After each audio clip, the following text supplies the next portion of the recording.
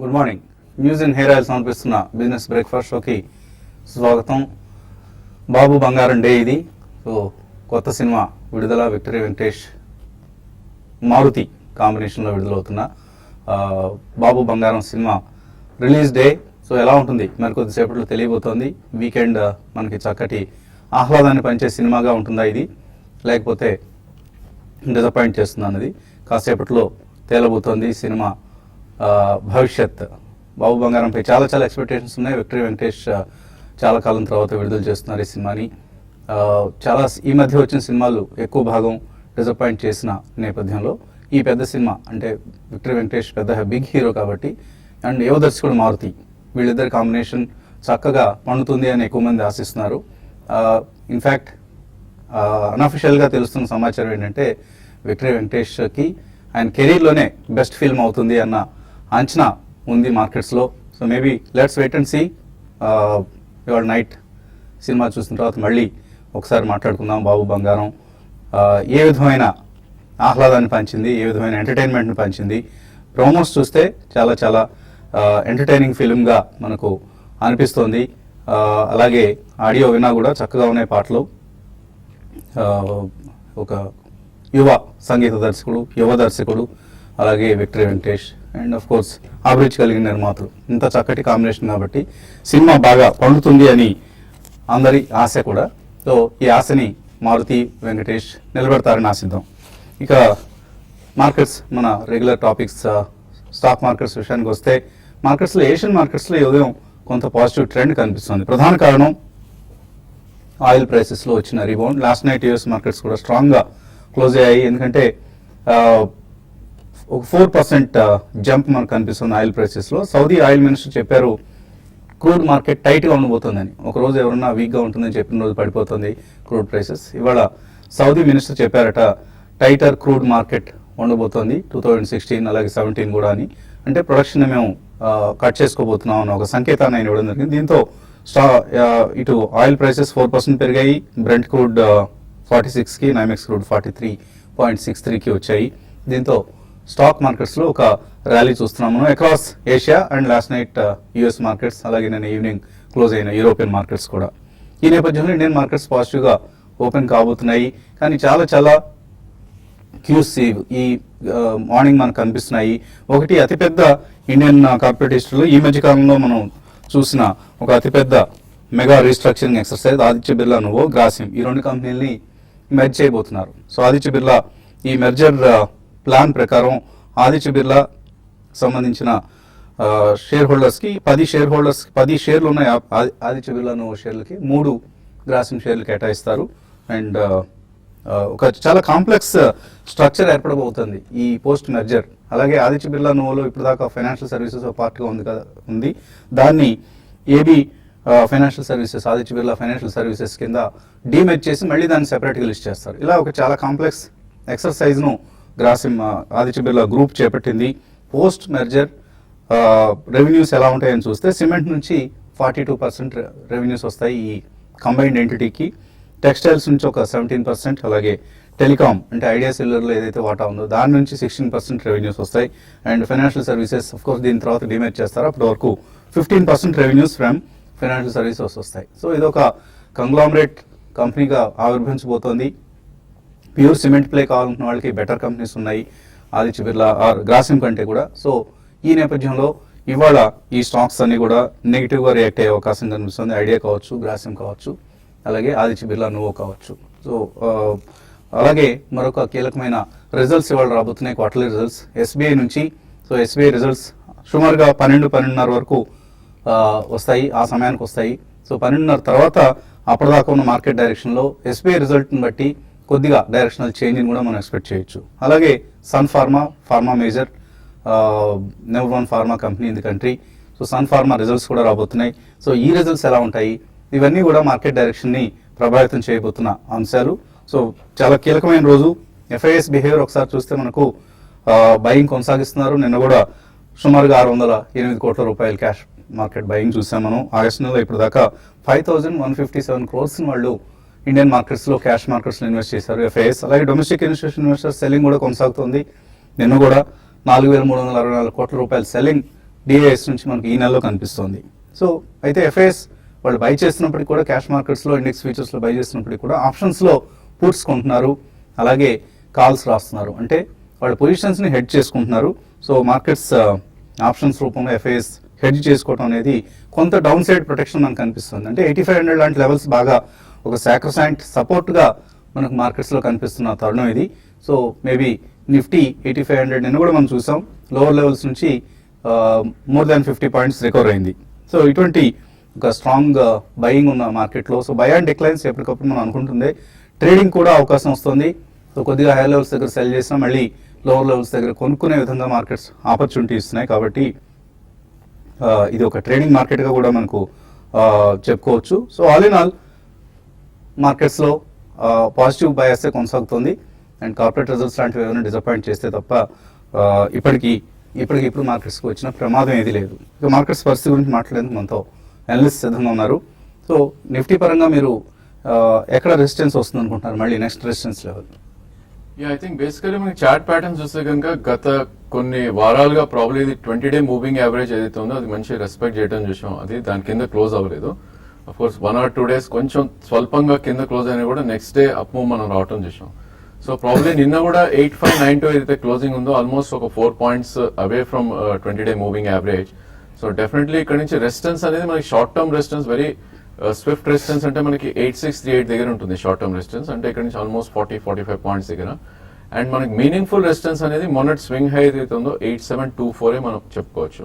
So I think last 2 weeks గా చూస్తే కనుక మనకు ఆల్మోస్ట్ 8517 అండ్ 8518 దగ్గరే చాలా సపోర్ట్ తీసుకోవడం చూసాం.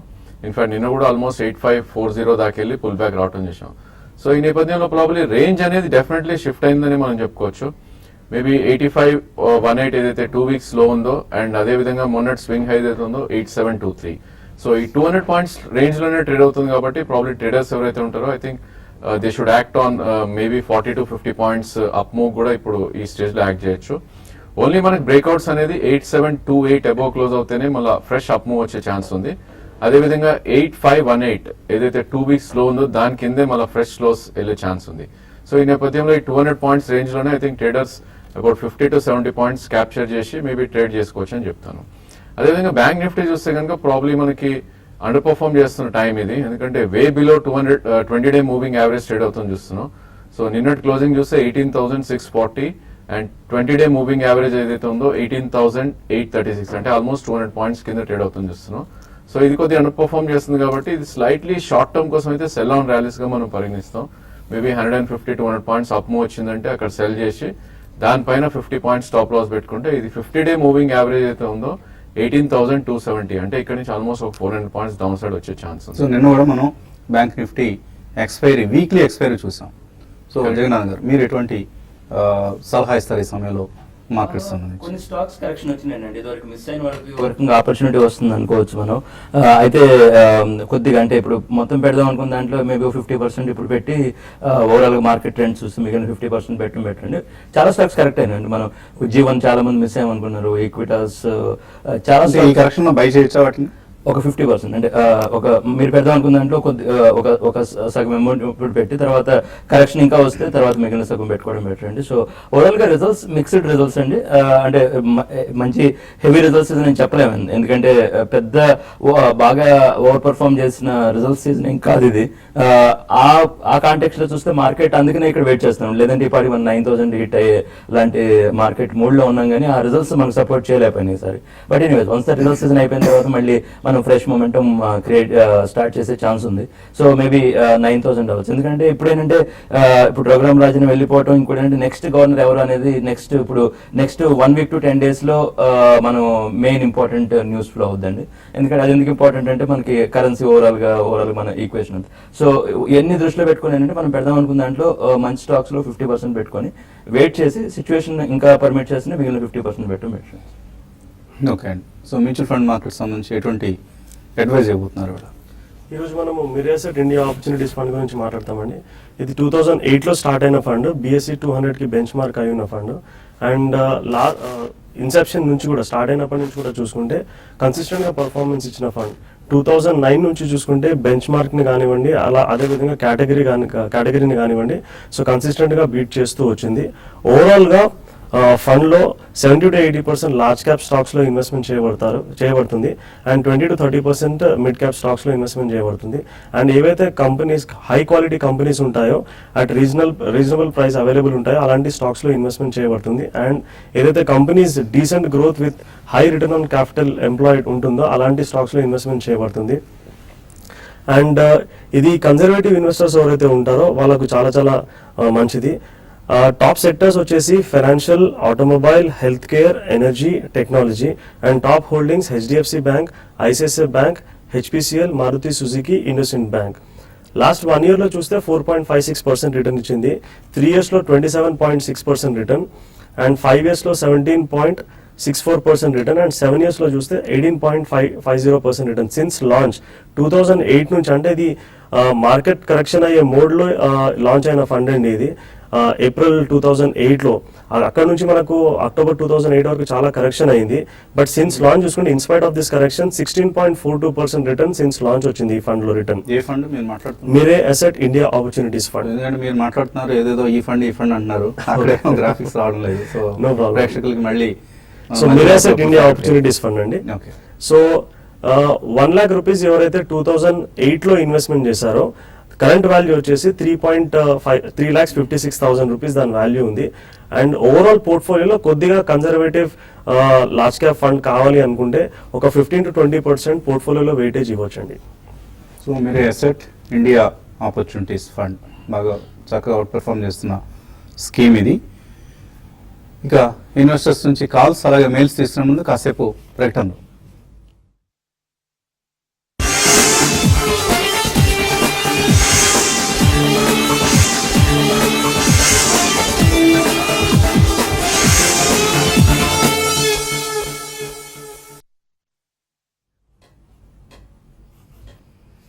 న్యూస్ అండ్ హెయిర్ ఆయిల్ సమర్పిస్తున్న బిజినెస్ బ్రేక్ఫాస్ట్ షోకి తిరిగి స్వాగతం. 8629 దగ్గర SGX నిఫ్టీ 12 పాయింట్ల లాభంతో కనిపిస్తుంది.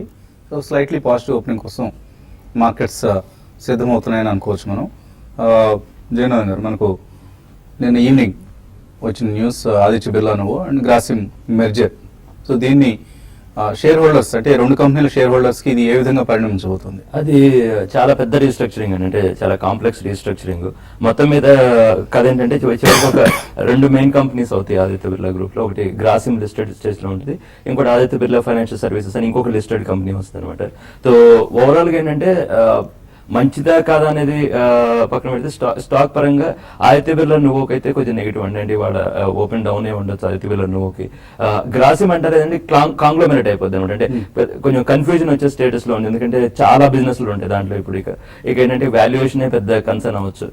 గ్రాసిమ్ ఒక మైల్డ్ గా పాజిటివ్ ఓపెన్ అయ్యి ఇక తర్వాత మార్కెట్ ఫోర్సెస్ ని బట్టి ఉండొచ్చు. ఆదిత్య బిర్లా నువ్వు అయితే స్ట్రైట్ అవే ఓపెన్ అవటమే కింద అవచ్చు. ఇప్పుడు ఏంటంటే Birla Sun Life mutual fund, Birla Sun Life insurance company అవన్నీ ఆదిత్య బిర్లా ఫైనాన్షియల్ సర్వీసెస్ లోకి వస్తాయి అనమాట. సో ఇప్పటివరకు ఏంటంటే అవన్నీ అన్లిస్టెడ్. ఇప్పుడు financial services most of the Aditya Birla ఏంటంటే ఎక్సెప్ట్ బ్రోకింగ్ కంపెనీ అయితే ఉందో మిగతా అన్ని అన్లిస్టెడ్ అనమాట. కానీ ఇప్పుడు అది మెయిన్ ప్రామినెంట్ సెగ్మెంట్ అవ్వచ్చు. సో అయితే అంటే మొత్తం మీద ఒక 3-4 years పాయింట్ ఆఫ్ వ్యూలో చూస్తే ఈ రీస్ట్రక్చరింగ్ వాళ్ళకి బెనిఫిట్ అవ్వచ్చేమో, కానీ ఒక ఇమ్మీడియట్ చూస్తే పెద్ద ఎవరికి పెద్ద లాభించే విషయం ఏం కాదేమో అని ఉద్దేశం అండి. వీటన్నిటిలో ఇంకొక మార్కెట్ రూమర్ ఏంటంటే ఇవన్నీ ఎందుకు చేస్తున్నారంటే చివరికి ఐడియా ఏదైతే ఉందో, ఐడియా టెలికాం బిజినెస్ లో హెవీ ఏదైతే ఉంటుందో ఈ రీస్ట్రక్చరింగ్ అంతా చేసి ఐడియాకి సపోర్ట్ చేయడానికి చేస్తున్నారు అనేది ఒక మార్కెట్ రూమర్. అయితే అంటే నిన్న కుమార్ మంగళం బిర్లా గారు క్లియర్ గా చెప్పిందంటే అదేం కాదు, ఐడియాకి సపరేట్ గా ఫండింగ్ ప్లాన్స్ ఉన్నవి, దీని నుంచి ఆయన తీసుకోమని చెప్పేసి ఆయన చెప్పారు. సో ఓవరాల్ గా ఏంటంటే ఐడియా ప్రెషర్ లో ఉంటుంది, ఆదిత్య బిర్లా నువ్వు ప్రెషర్ లో ఉంటుంది, గ్రాసిమ్ కొద్దిగా మైల్డ్ పాజిటివ్ లో ఓపెన్ అయినా కూడా తర్వాత ఇక ప్రాఫిట్ బుకింగ్ వస్తుందేమో అని అంచనా అండి. ఎవరికి పెద్ద లాభించేంత రీస్ట్రక్చరింగ్ కాదేమో అని మా ఉద్దేశం అండి. గుడ్. సో మనకు ఇంకా కాల్స్ ఏవి రాలేదు.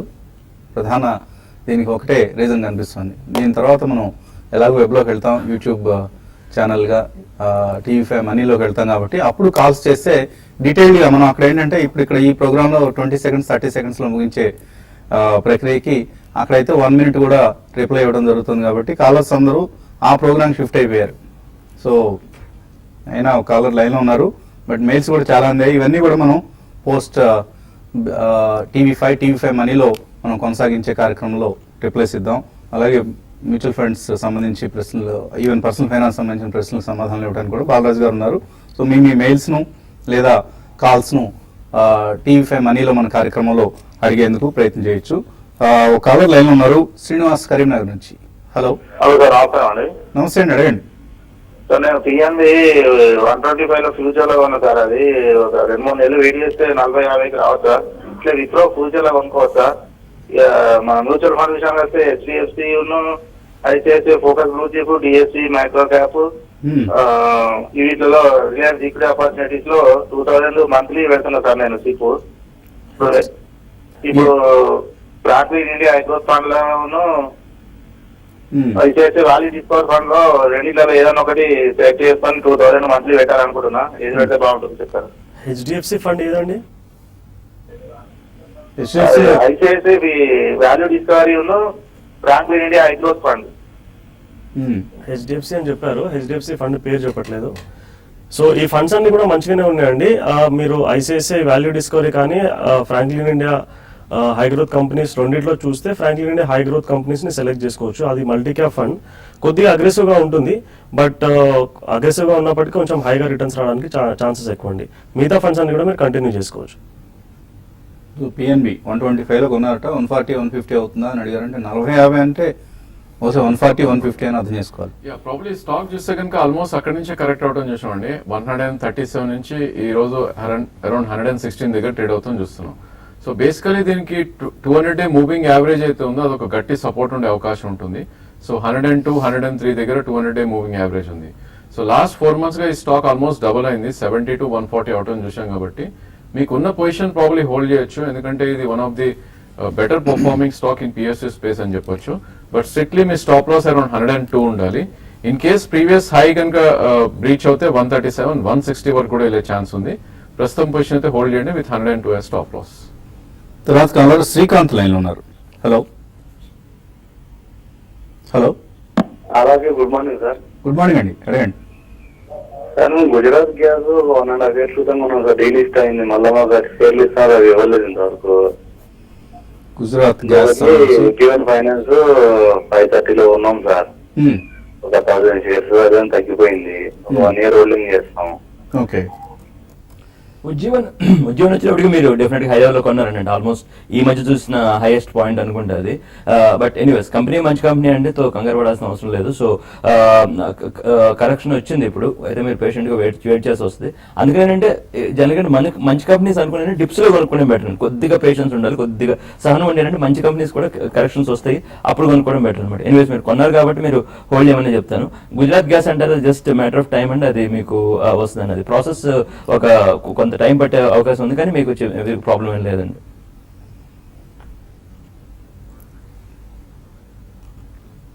సో దీనికి సంబంధించి కొంత వివాదంగా నడుస్తుంది. గుజరాత్ గ్యాస్ సంబంధించి సెబీ యాక్షన్ తీసుకోవాలంటూ ఇన్వెస్టర్ సంఘాలు కూడా కొంత ఆందోళన చేస్తున్నాయి. తర్వాత కాలర్ లైన్ ఉన్నారు, సుబ్రహ్మణ్యం. Hello sir. నా దగ్గర అశోక్ లేలండ్ 106 లో ఉన్నాయండి కొన్ని. తర్వాత డిష్మ్యాన్ ఫార్మా 137 రూపీస్ లో ఉంది. ఉంచుకోమంటారా, ఎగ్జిట్ అయిపోమంటారా? ఈ రెండు హోల్డ్ చేయొచ్చు, Ashok Leyland, Dishman pharma. Definitely hold చేయొచ్చండి, ఎందుకంటే అశోక్ లేలాండ్ లాస్ట్ 3 months గా అండర్ పర్ఫార్మెన్స్ చూపిస్తున్నప్పటికీ ప్రాబ్లీ స్టాక్ లో మనకి లాస్ట్ 2 years గా చూసుకుంటే కనుక 15 రూపీస్ నుంచి ఆల్మోస్ట్ 115 దాకా పెరగటం చూసాం. సో ఇలాంటి స్టాక్స్ ఏంటంటే ఒక 3 to 6 months కన్సాలిడేషన్ ఉంటాయి. దీనికి మంచి మీనింగ్ఫుల్ సపోర్ట్ అనేది అరౌండ్ 77 దగ్గర ఉంటుంది. సో 87 కరెంట్ మార్కెట్ ప్రైస్ ఉంది. ఇంకో 10 రూపీస్ కింద వెరీ స్ట్రాంగ్ సపోర్ట్ గా మనం చెప్పుకోవచ్చు. ప్రాబ్లీ అక్కడికి వస్తే మీరు యావరేజ్ చేయండి. 1 year 1.5 year వ్యూ ఉంటే కనుక ప్రీవియస్ స్వింగ్ హై అయితే 113 ఉందో 130 నుంచి 140 దాకా వెళ్ళే ఛాన్స్ ఎక్కువ ఉంది. అదేవిధంగా డిష్మ్యాన్ ఫార్మా చూస్తే కనుక ప్రాబ్లీ కొంచెం అండర్ పర్ఫార్మ్ చేస్తున్న స్టాక్ ఇది. కొంచెం పుల్ బ్యాక్స్ వచ్చి మేబీ 5 to 7% ర్యాలీ వస్తే కనుక మీకు లోలో ఉంటే కనుక ఒక 50% ప్రాఫిట్ బుక్ చేసి I think you should trade in this stock అని చెప్పొచ్చు. తర్వాత కాలర్ అనంతపురం నుంచి భాస్కర్. హలో. అడగండి. Good morning sir. Morning sir, Aban share గురించి చెప్పగలరా? అబాన్ తీసుకున్నాం. అబాన్ ఆఫ్షోరా? అవును సార్. ఏ రేట్లో కొన్నారు? 200 లో కొన్నాను sir. Aban offshore. Totally under perform చేస్తున్న స్టాక్ అండి. లాస్ట్ 1.5 year చూస్తే కనుక 2014 లో 940 రూపీస్ ఉన్న షేర్ ఆల్మోస్ట్ ఇది 175 దాకా వచ్చి ఇప్పుడే కన్సాలిడేషన్ లో ఉంది. సో ఇలాంటి స్టాక్స్ ఐ థింక్ ఈ షుడ్ కమ్అట్ ఆన్ ర్యాలీస్ గా చెప్పుకోవచ్చు. ఎందుకంటే మార్కెట్స్ పెరుగుతున్నప్పటికీ ఇది స్టిల్ డౌన్ ట్రెండ్ లో ఉన్న స్టాక్ ఇది. సో మొన్నటి స్వింగ్ హై ఏదైతే ఉందో 241 వస్తే కనుక మీరు ఒకసారి ఎగ్జిట్ అవ్వండి స్టాక్ లో. అదేవిధంగా 3 weeks లో ఏదైతే 191 ఉందో అక్కడ మీరు స్టాప్ లాస్ పెట్టుకోవాలి. ఓకే అండి. సో మన కార్యక్రమం TV5 నుంచి TV5 మనీకి షిఫ్ట్ అయ్యే సమయం ఇది. సో youtube.com/TV5money/live ఇందులో మన కార్యక్రమం కొనసాగుతుంది. ఇందులో ఇటు స్టాక్ మార్కెట్స్ అలాగే mutual funds and personal finance సంబంధించిన అంశాలపై ఎనలిస్ట్ బాలరాజు గారు, రాజేంద్ర గారు అలాగే జగన్నాథన్ గారు కూడా సమాధానాలు ఇస్తారు. So keep watching TV5 and TV5 money. So మనం ఈ కార్యక్రమాన్ని ఇక్కడితో ముగించి TV5 మనీలో మళ్ళీ కలుద్దాం after small break, very short break.